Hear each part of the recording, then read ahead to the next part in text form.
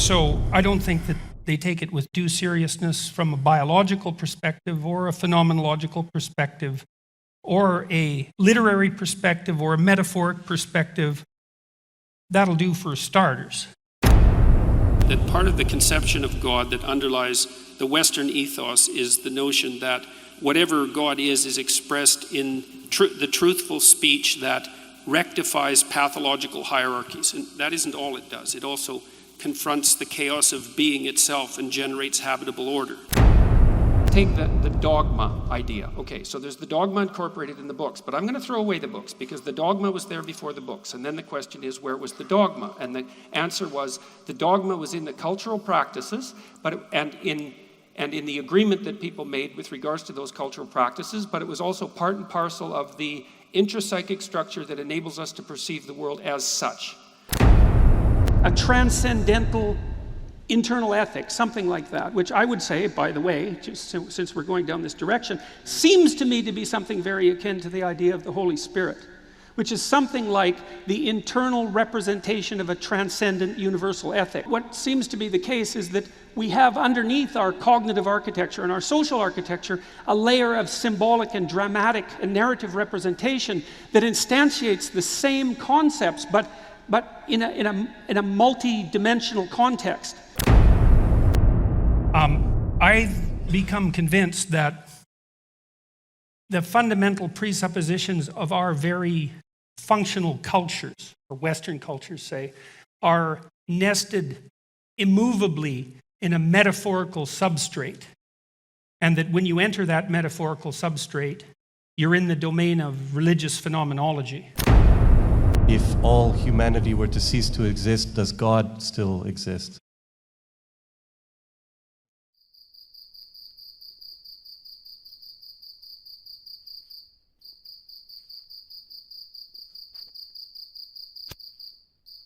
I don't think I know how to answer that. It's just, the situation is too hypothetical. I mean, I can take a crack at some of it, but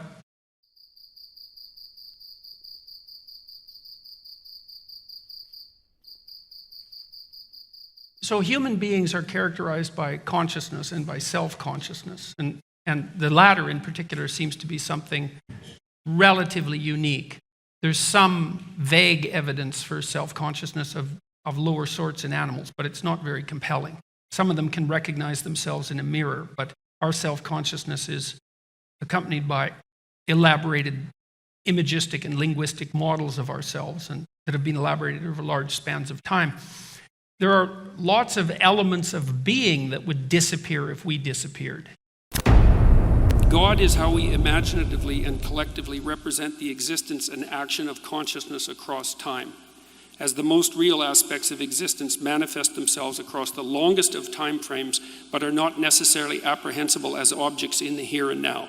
So what that means in some sense is that you have conceptions of reality built into your biological and metaphysical structure that are a consequence of processes of evolution that occurred over unbelievably vast expanses of time, and that structure your perception of reality in ways that it wouldn't be structured if you only lived for the amount of time that you're going to live.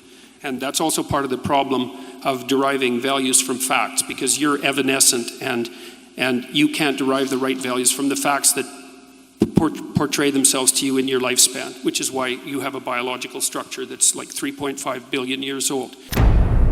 If all consciousness was extinguished, the material substrate of the universe would continue unchanged.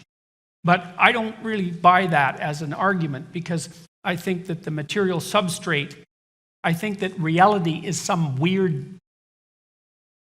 reality is an interaction between what we perceive of as the material substrate and consciousness itself. And so then when you destroy consciousness, you destroy reality. And what that leaves, I don't really understand, because it doesn't have any temporality in any obvious sense. It doesn't have any size in any obvious sense without the introduction of an invisible observer. So lots vanishes without human consciousness and self-consciousness. Now, the problem is, and I think this is the central place where we need to flesh out these ideas, is that you cannot view the world without an a priori structure. And that a priori structure has a dogmatic element. And so you can't just say, well, let's get rid of the dogma, because you can't perceive the world without a structure. God is that which eternally dies and is reborn in the pursuit of higher being and truth. That's a fundamental element of hero mythology. God is the highest value in the hierarchy of values. That's another way of looking at it. God is what calls and what responds in the eternal call to adventure. God is the voice of conscience. God is the source of judgment and mercy and guilt. God is the future to which we make sacrifices, and something akin to the transcendental repository of reputation. God is that which selects among men in the eternal hierarchy of men